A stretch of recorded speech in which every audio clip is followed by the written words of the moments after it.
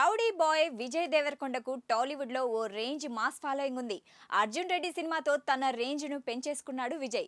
బోల్డ్ characters తో మంచి lover boy గా అలరించి మాస్ ఫాలోవర్స్ కు దగ్గరయ్యాడు. విజయ్ నుంచి ఊహించని సినిమా గీతా గోవిందం. ఈ సినిమాలో మాస్ క్యారెక్టర్ కాస్త క్లాస్ గా కనిపించేసరికి ప్రేక్షకులకు నచ్చుతుందా అని అనుకున్నారంతా. కానీ రష్మిక మందన్న విజయ్ ఇద్దరు కలిసి మాయ చేసేశారు అనడంలో సందేహమే లేదు. సూపర్ డూపర్ హిట్ అయిన ఈ సినిమాలోని కపుల్స్ కెమిస్ట్రీ ఓ రేంజ్ లో ఉంది.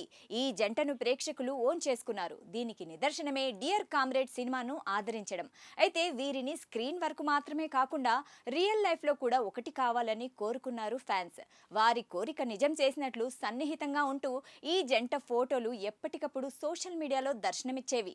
కలిసి టూర్లకు వెళ్లడం, వేరే దేశాలకు వెళ్లడం వంటివి మామూలుగానే జరిగేవి. అక్కడి నుంచి ఫోటోలను షేర్ చేసుకునేవారు ఈ క్యూట్ కపుల్. ఈ జంట ఫోటోలు వైరల్ అవడంతో ఇద్దరి మధ్య ఏదో జరుగుతుందంటూ గుసగుసలు వినిపించేవి.